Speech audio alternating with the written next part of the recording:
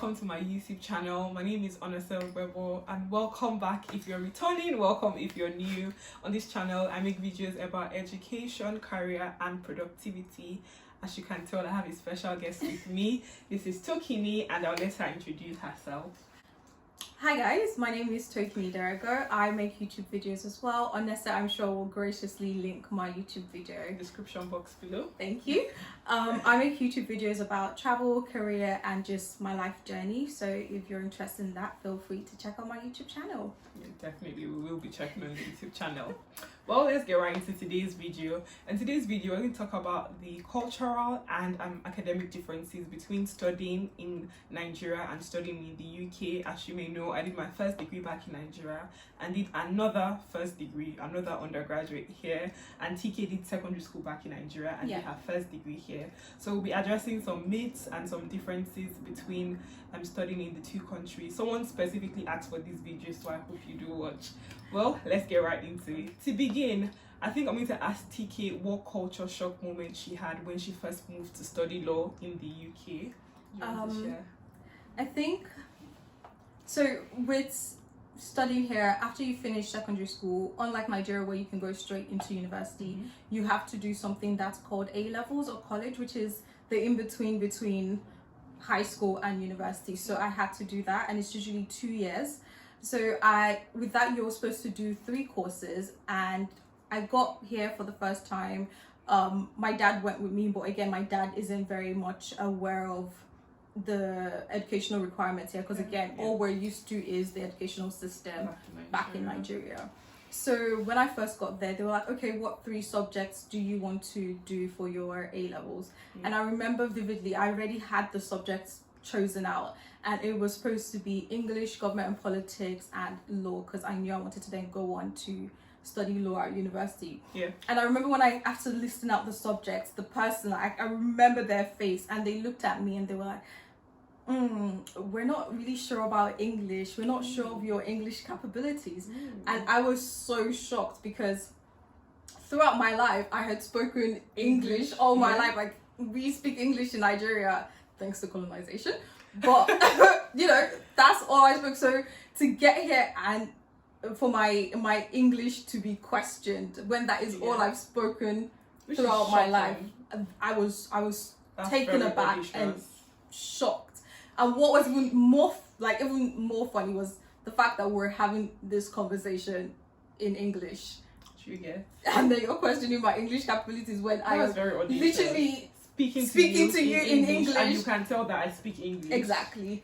So I found that very that was the first thing that shocked me. But then as the years went by, that is a comment that I've heard. So it's no longer about, oh, can you speak English? The comments I get is, how come your English is so good if you're Nigerian or if you've come from Nigeria?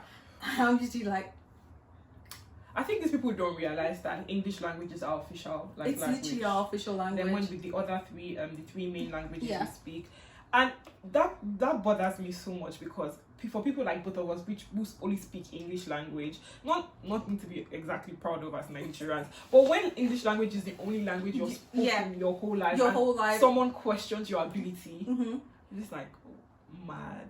It is mad, because then I'm just like, What did you feel? Like, what did you even say? So I think because I had just moved, so I didn't know how to fight. Or what to even say. To fight that. So and I was just like, okay, well, these people want to take me, I shouldn't fight it too much. If they say just pick another subject, So I literally, after going back and forth with them, and funny enough, they still made me write an English and maths exam. Which I get in. To get in. So they were like, wow. And this is the sad thing, because I feel like degrees from not just Nigeria but quite a few African countries doesn't hold as much weight when you take those degree abroad. So even though I had my WAEC results, and the WAEC results are the equivalent to the GCSEs here, they almost didn't believe the results, so they made me sit another English and maths entrance exam. So I found that very very shocking. And after the back and forth, I was just like, especially because I was new, and again, I just wanted to start school. I didn't want anything to then stop me from being able to start school. So I was just like, okay, if they want me just do what let me just do what they say. If they want me to pick another subject and they're saying I can't do English, I would just pick another subject. So I ended up picking economics as my third A-level subject, which was my worst grade. Ooh. So till to date, I cannot forgive that person because I did really well on every other subject except economics. That is shocking. I'm sorry you had to live through that. I know I want to start thinking, just to digress a bit, like if things have changed, but not really, because when you want to come study like a second degree here, they still make you take an IELTS test, because it's like you didn't learn English language in an English speaking country. So although maybe your first degree may not be seen may not be taken as slowly as, or may have more weight than your WAEC, for instance, they still think, okay, we need to test your English abilities. Okay, maybe she doesn't know English that well. I don't know if there are any universities here that take your grade just as is without asking you to do the IELTS. I don't think so. I think it is part of the and that exam costs a lot, and it's just always painful for me because I mean we speak English. And for many of us, especially our generation and quite a lot of young people in Nigeria, we don't even speak our native language, unfortunately and sadly. English is literally the only language we know how to speak very well, and fluently. And so for that to be questioned at every single point, it's painful. Yeah, but I find that really painful. I guess maybe some of them, I wouldn't say they have reasons, but I don't know. I don't think they have reasons because like I said, sometimes you can literally hear me speaking to you. Like, you understand what I'm saying, and I understand you perfectly, and I am responsive to what you're saying. So, oh well, that's one thing about, getting into this country. So that's a culture shock moment from Tokini's coming to study here. And I mean, I've shared my culture shock moments in a separate video, so if you're curious about the culture shock moments I've shared really funny stories, so you watch that video. I'll link it in the description box below. Now, moving on to the second segment of this video, we're going to talk about some of the myths about studying in the UK before we talk about the other differences. So TK, there's a myth that I've heard that people that get first class studying in the UK, they didn't work hard for it. Like, the first class was handed to them. It's easier to get first class studying in the UK than it is in Nigeria. Let's hear Tokini's experience, and then I want you to come and get the first class then. Whoops. No, come and get the first class then. Oh dear God. Yeah.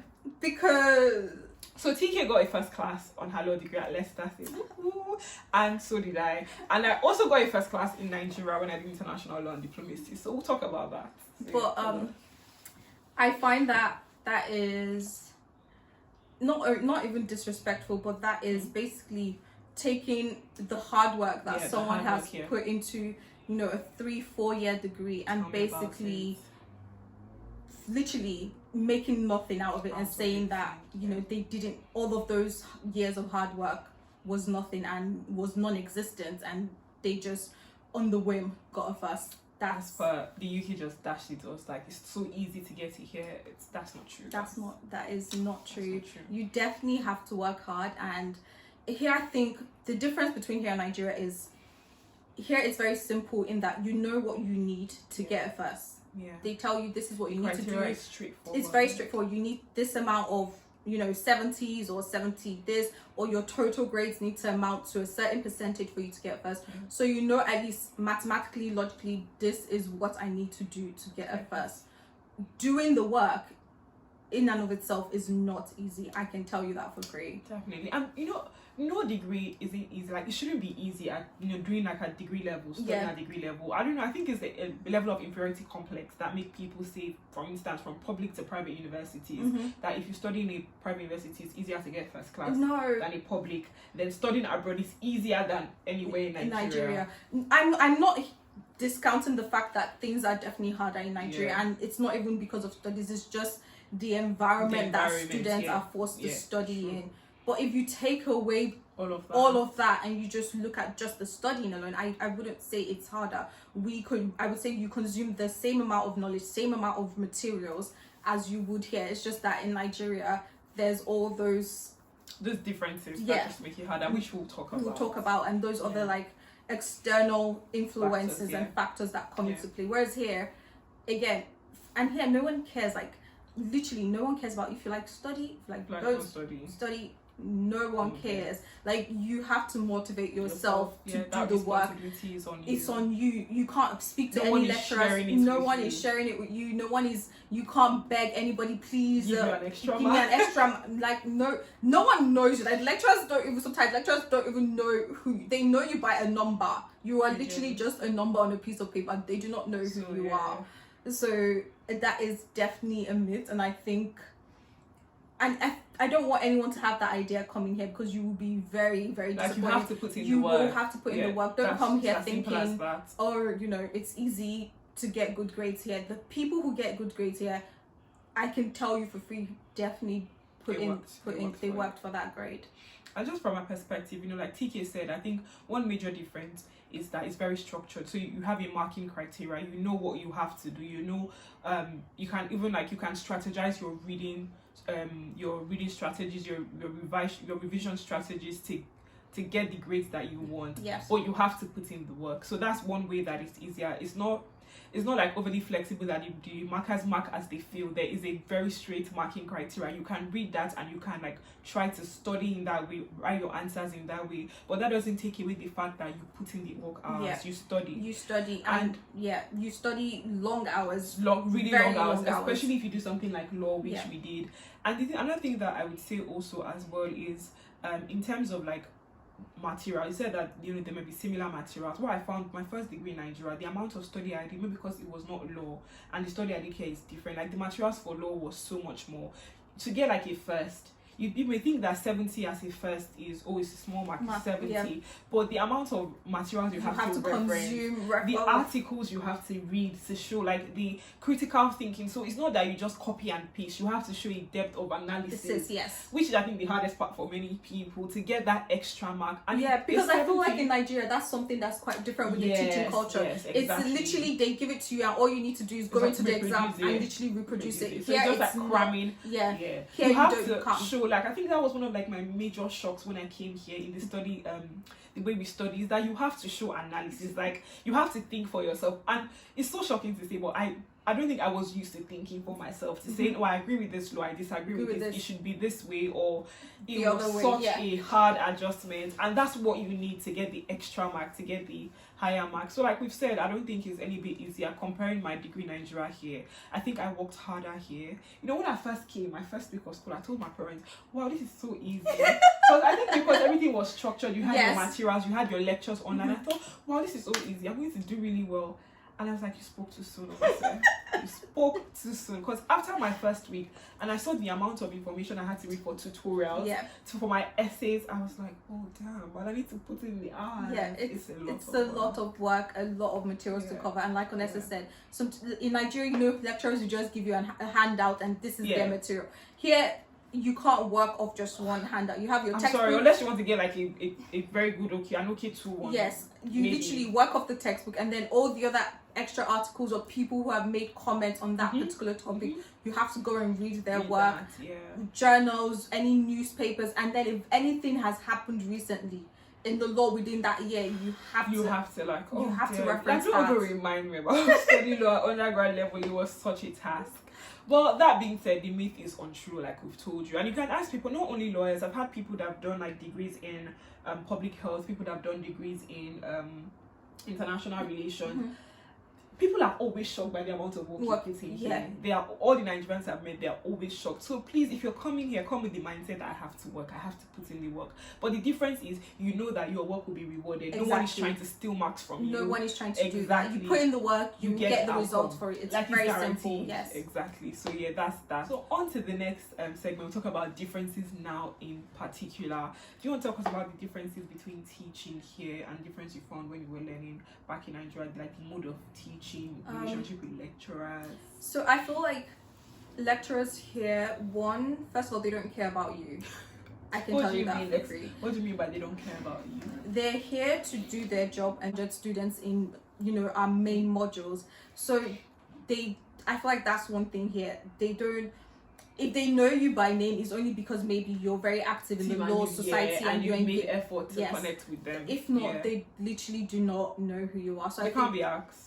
and that's because they're focused on their job and like literally the teaching material. So they're there to teach, and literally once the lecture is done, they come in. The lecture starts at 9. By 5 to 9 they're there. Once the lecture is over, they're out of there, because most times after the lectures there's another lecture, they have tutorials or things like that. So they literally do not have that time to be worried or be disturbing students and petty things like, oh, you came late to my lecture, I've marked your face. No, that was a shock for me when I first came in. So when I saw people like casually walking into class 10 after, I was like, wow, this happens. And then you know how we tap in, like your ID card, you tap in. So if you tap in 10 minutes after class, it doesn't record your attendance. So you can come in whenever you like. No one will say anything to you. Lecture will continue. I remember one day in class, I was sitting and the lecturer was teaching, and someone came and tapped in like 10 ID cards. Yes. And the lecturer did not even move. Like, it's like taking attendance notes for 10 people. Yeah. The lecturer wasn't even faced. I was just looking because they don't care, because that's not paying them.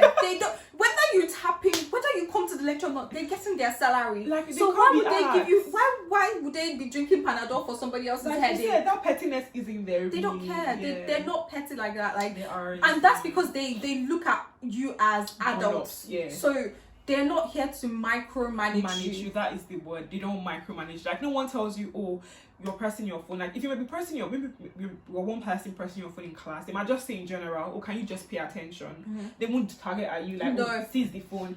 I've heard stories. Yeah, that's the thing, because again, they're not petty and they're laid back. They're here to just give you the information. How you receive that information and what you do with the information, it's up to you. It's totally up to you. Honestly. Unlike Nigeria, I was hearing stories of people in law school. Some of my friends were telling me that, or they're worried, like when you walk in, girls, they're looking at your skirt. If your dress or skirt is too short, they send you out of the lecture hall. Or if you have colored hair, they send you.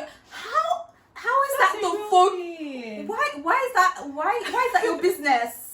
Think you didn't do a degree in Nigeria. I'm so sorry. I can't understand what is the correlation between the length of my skirt or the color of my hair and the information you're trying to give to me. That's another shock I had. I think that in undergrad we used to do lectures in summer, because what people would have been wearing to class, I don't think my eyes would have seen it. Because even in winter, like, people come with crop tops, they come with, I think I used to overdress, I used to wear jeans. People come with like leggings. People dress so casual, like we're so comfortable, which I mean it should be. It should be comfortable because in class. Yes. I used to be so shocked. Would eat in class if you're hungry and teacher doesn't mind. Yeah, as long as you weren't disturbing. So as long as whatever you were doing wasn't making noise and distracting other students. Yeah. Like, I remember there was one class during my undergrad, I just wasn't having it. I was done for, like, I was tired. I watched meat pie videos till the end of that class. Oh my. And nobody knew what was going on. Honestly, people sit at the back and it's so like, there's no pressure. There's no necessary pressure to perform, to act a certain way, to answer all the question. You can't have, there's too many people for you to answer all the questions. So even you can go not say a single word. But again, because they literally treat you as adults and expect you to do what needs to be done, as opposed to, like I said before, trying to micromanage. Yeah. Because imagine if you're in lecture trying to police what 500 people students are wearing. It's not possible. That's the whole lecture time gone. So that's why I mean, like, why are you spending time policing the color, or if you have long nails or this, like, that has no correlation. You see your face. That's because it's so disgusting. Like, what happens in a private university in Nigeria? You've signed a contract for that. Like, they're allowed to police. I'm so sorry. I literally, you're not the first person to tell me this. My other friends literally told me this, because I will fight you. Because what do you mean? Can't fight. You've said it. You want to be expelled or suspended. I will go home. I'm so sorry, because you need to then explain to me what. You said I will go home. I will go home. Country has 40 cases. I'm so sorry, because for me, it just tell me logically what the correlation is between land law and the color of my nails. When you have that power, you can exert on people. That is what I hate, and that is what I don't like, and I feel like that's the hard pill for me to swallow, because it is literally a power trip. That is all that is. Anyone that has any level of power at a university in Nigeria, and that's what I do not like about that. Like, you are not giving me that information or telling me that because you genuinely care about me, or because it's right or wrong. It's literally just a power trip to make yourself feel important or good, and that's just, I find that just disgusting, honestly. Wow, TK has said her piece. Something TK said about the teachers not caring. I mean, if you put in effort, you speak to a tutor, you build a personal relationship, they care to you to the extent that it is professional and it is appropriate. Yes. So that's another difference I would like to talk about. Your teachers want you to succeed and they care about your success.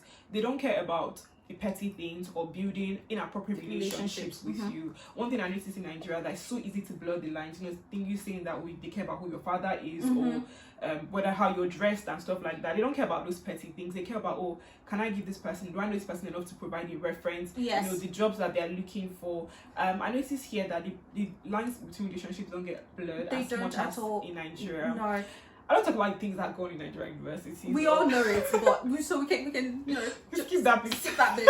But I agree with Honest. The fact when I say they don't care, like shit, it's not they don't care about the petty stuff, but they actually care about your success. So if you get your grades back and you don't like your grades, you can actually reach out to lecturers here. You can literally email the person who marked your work and be like, I have a few questions. You know, I got my grade. Whereas, and that's another sad thing in Nigeria, you can't question. Do that. It's like you're challenging your excuse you can't. But that's what I'm saying. Whereas they're happy to give you further feedback and help you. Yes, and you know, literally tell you, okay, this is why you didn't get maybe you got 65. This is why you didn't get 70. Or if you added this and this, then you would have gotten higher marks. You would have gotten the first. So they're more than happy to help you in that way.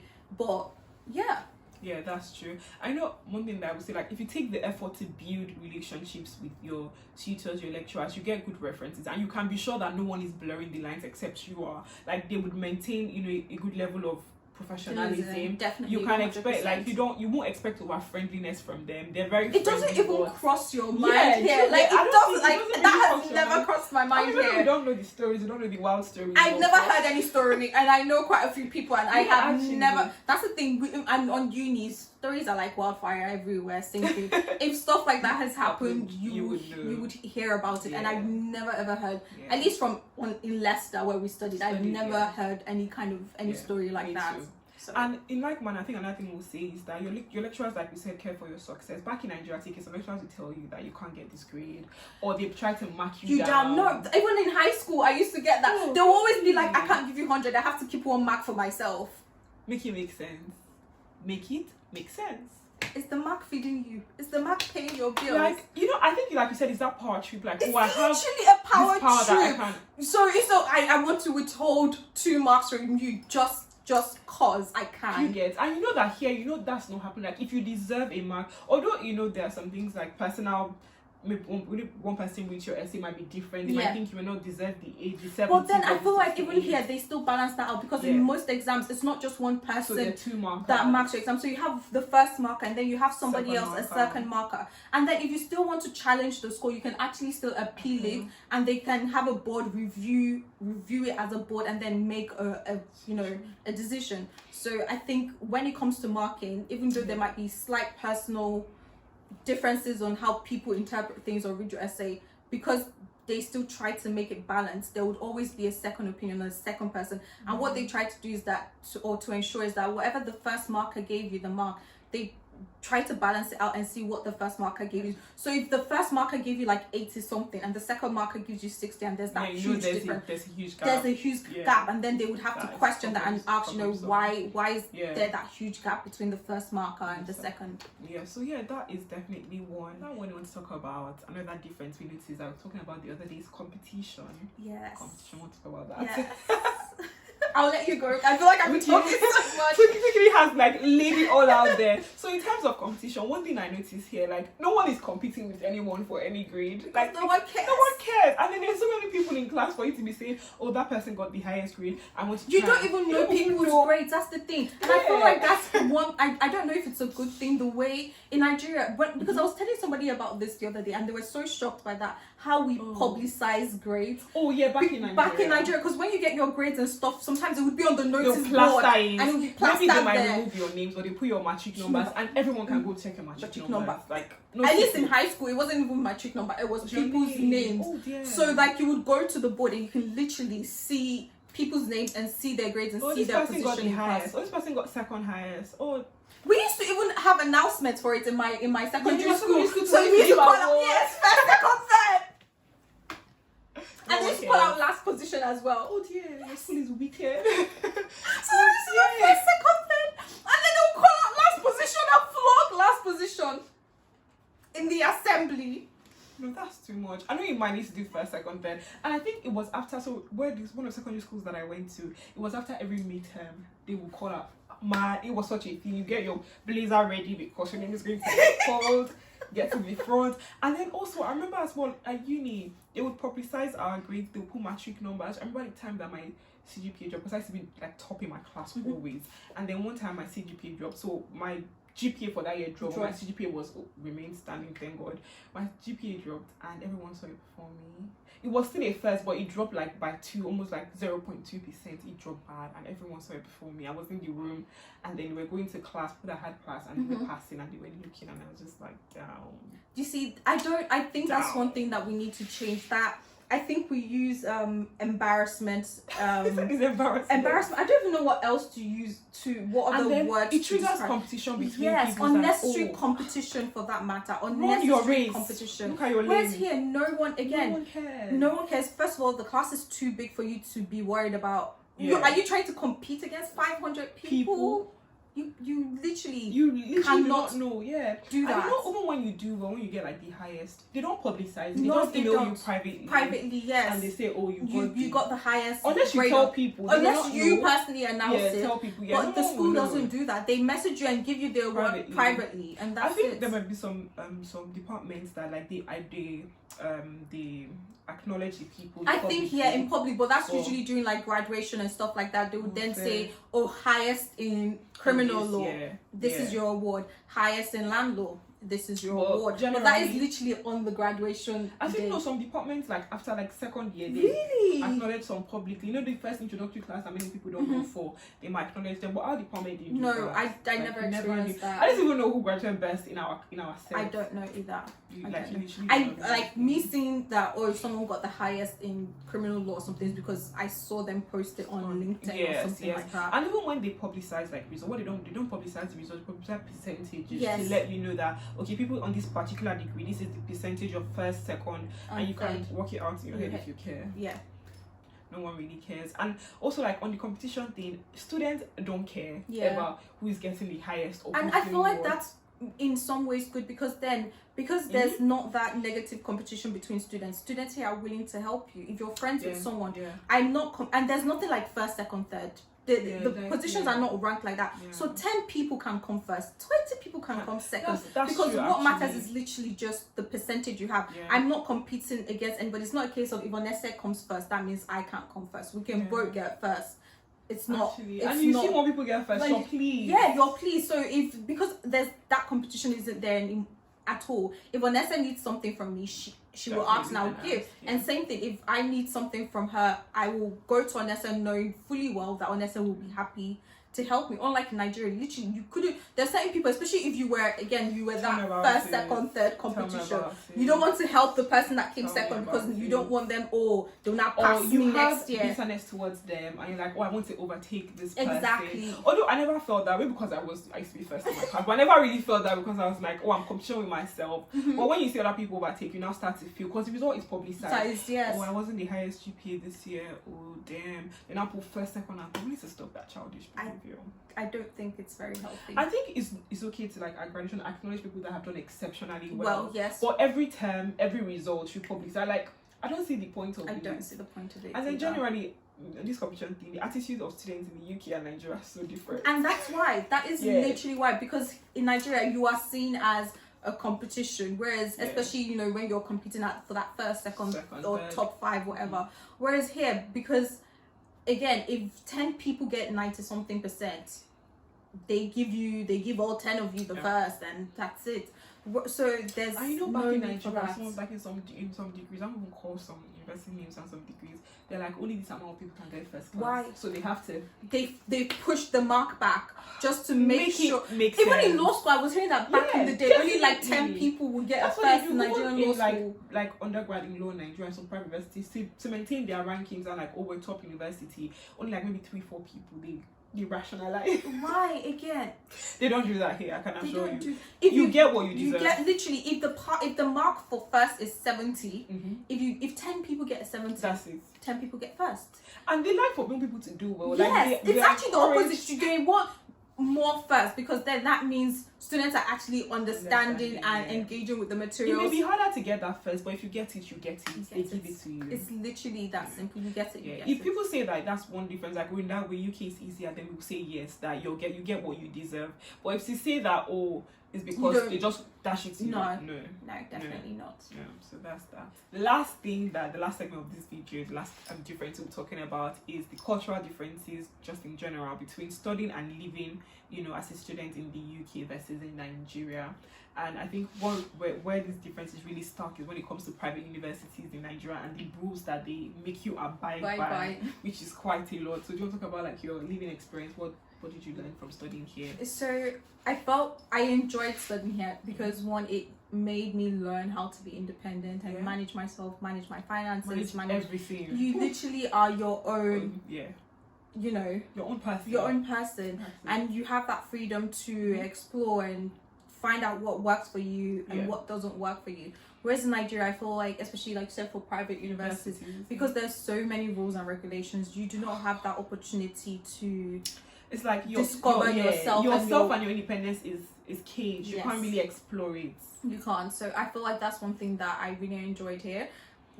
Just that freedom to live the way you want and manage yourself and your time the way you choose.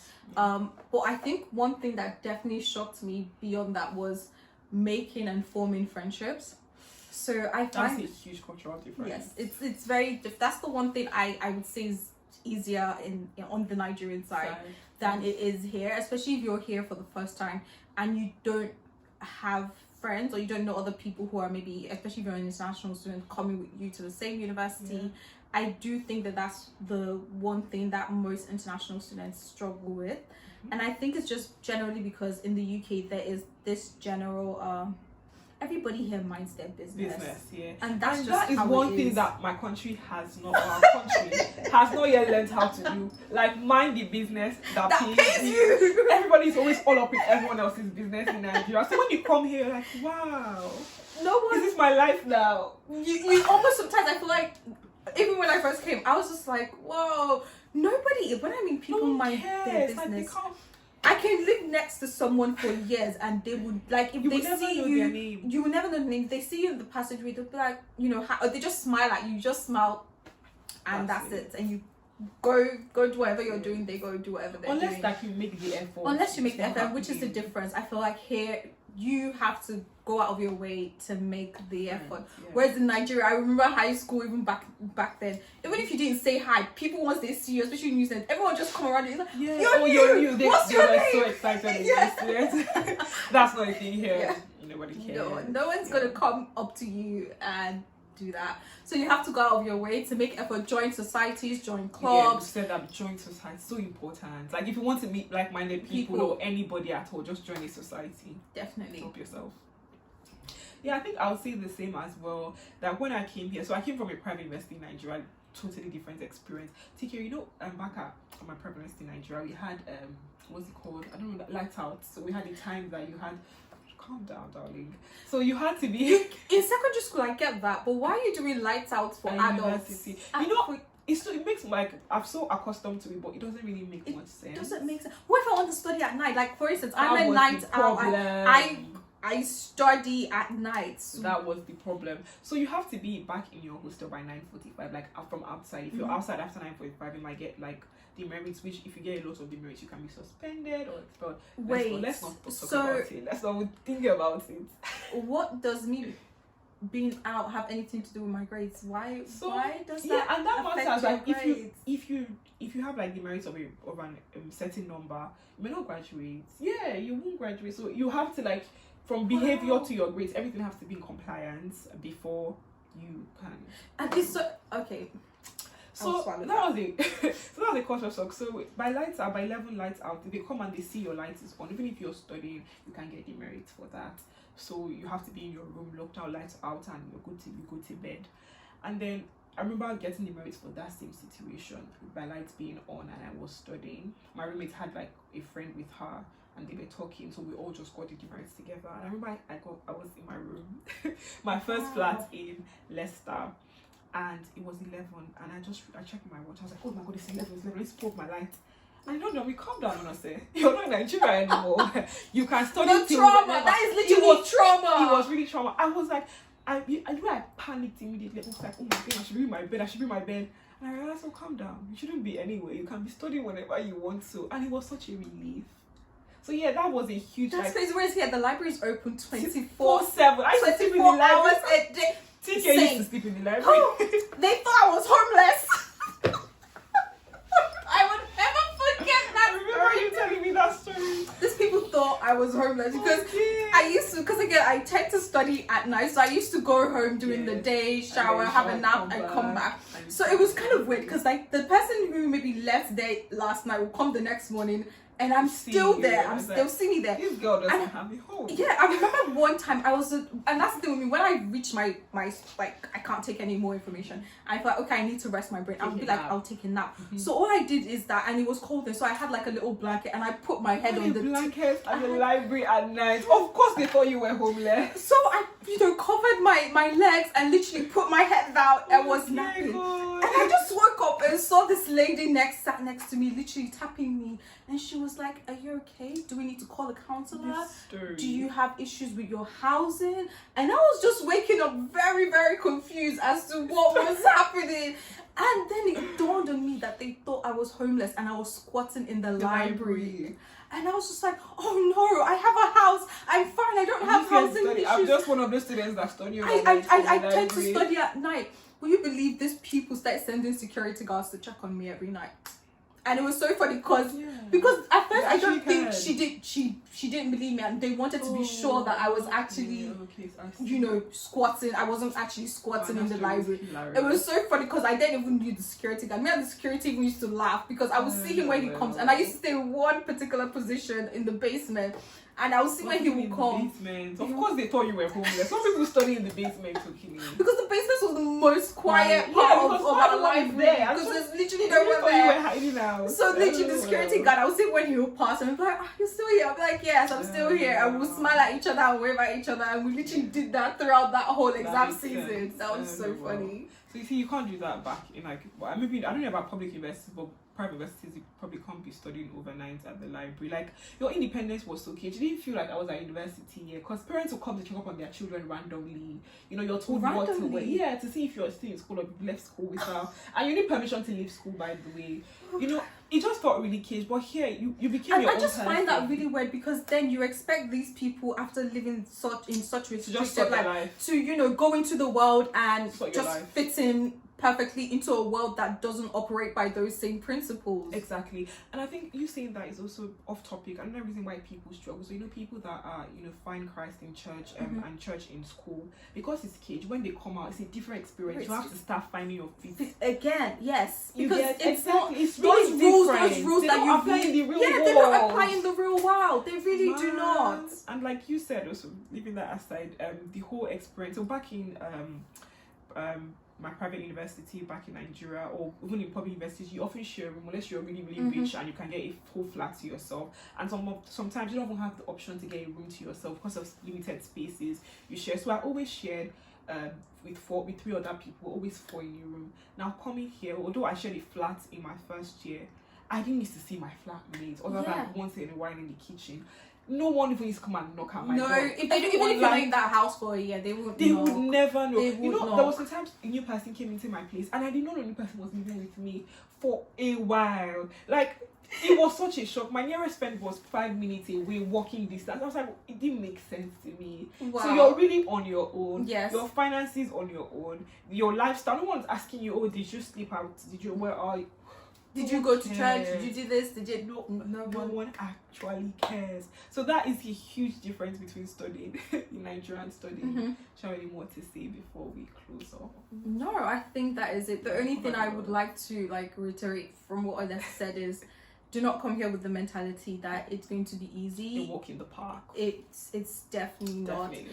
it will be a lot more structured, definitely, but that's the benefits. You still have to put in the work. Yeah. And I think you should see that as, you know, a privilege that you can capitalize on, maximize. So Yes. things are structured. You know what you need to do. Exactly. You know what you're reading much. Like, you don't have to start looking for struggling like we did in Nigeria Yeah. for which book to read, or if I can just make a photocopy of the book. Take the library books home, darling. Rent it if you need to. You don't need to buy. You have access. You have access to all a of lot that. of Yes. resources. Use them, and that will make your life easier. But just put in the work. Don't think it's a walk in the park when you come here. And I'm going to leave it at that. So, TK, thank you very much for coming on this channel. Thanks for having me. You're welcome. And just to put this out there, TK and I recorded a video on her YouTube channel, and we talked about.